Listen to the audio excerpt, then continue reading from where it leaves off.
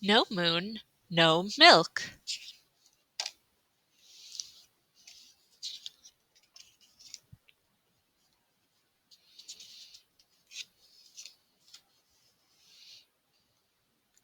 When Rob came to milk his cow one early morning, he found that her udder was dry and her eyes were wet. "Martha, you're crying. Are you sick?" Rob asked. "Yes, sick of being a cow. It's eat grass, get milked. Eat grass, get milked." Martha drew in a quivering breath. "I want to do more than cow around in a pasture all my life."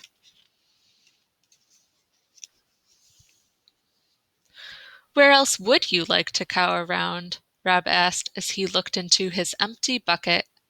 "The moon," Martha announced. "You can only go to the moon if you're an astronaut," Rob said. "Or a cosmonaut," Martha declared. "I'm not sure they let cattle into the space program," Rob said. "My great-great-grandmother jumped over the moon. If she can jump it, I can walk it." "But I never promised you the moon," Rob said. "Now do me a favor and let down some milk." Martha shook her head back and forth, flinging her tears through the air. "No moon, no milk," she bellowed.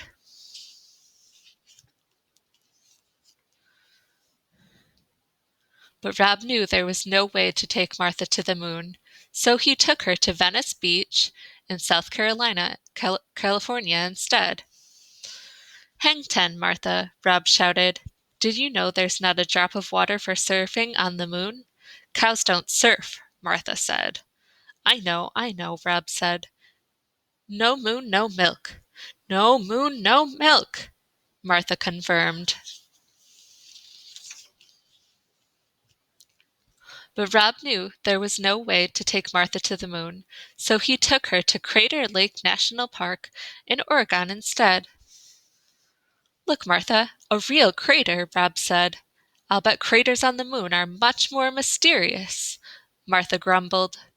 "But Martha, a cow won't fit into a space capsule," Rob cried. "No moon, no milk," she said. "I'm telling you." But Rob knew he couldn't take Martha to the moon, so he took her to Radio City Music Hall in New York City instead.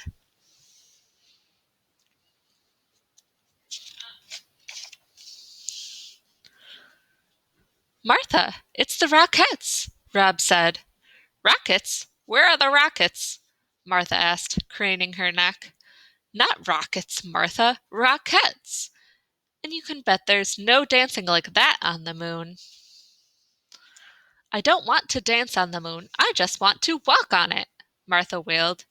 And as she took off down the aisle and out the door, she cried, "And if you won't take me to the moon, I'll get there by myself."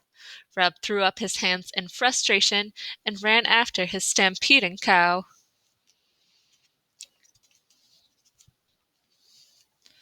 When he saw she was heading for Central Park, he hopped a bus, hoping to head her off uptown. Meanwhile, Martha caught up to a passel of skaters darting through the park. "Excuse me, but could you direct me to the moon?" Martha asked as she trotted alongside them.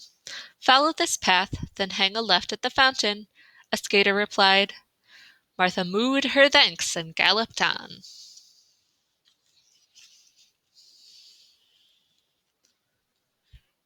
Rob had just gotten off the bus across from the American Museum of Natural History when Martha rounded the corner and came to a complete hoof-sliding halt in front of him. "A science museum?" Martha moaned. "What on earth can a cow do in a science museum?" "There's a replica of the lunar surface you can walk on," Rob offered.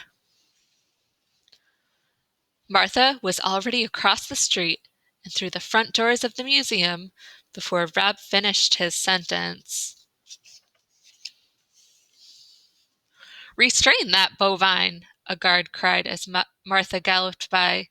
"I hope this works," Rob said to himself as he borrowed a space helmet from a display case and ran after his cow.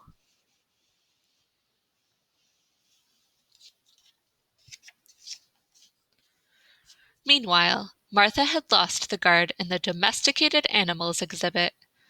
I swear I saw a cow run through here, the guard exclaimed to the curious onlookers.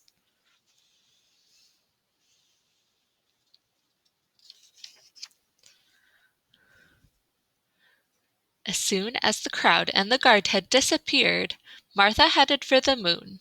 Rob was waiting for her there with the space helmet. I pronounce Martha Bovine a true cosmonaut, Rob said as he slipped the helmet on her head. Then Rob unhooked the red rope that hung across the path to the lunar surface and bowed. As Martha put her first hoof on the moon, she said, "One small step for cow, one giant leap for cow kind."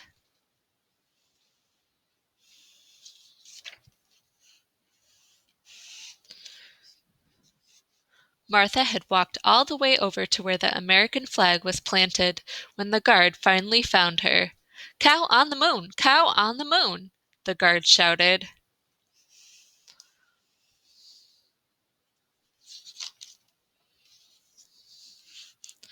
"Back to Earth, Martha!"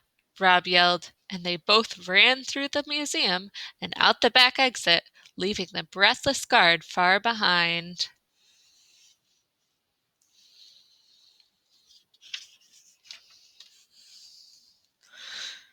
"So how was it to cow around on the moon, Martha?" Rob asked as he squirted milk into his bucket the very next morning. "Oh, it was okay," Martha said. "Okay?" Rob exclaimed. "Just okay?" "Yeah, now I know why my great-great-grandmother didn't stop to cow around up there." "Why?" asked Rob. "There's no grass," Martha said.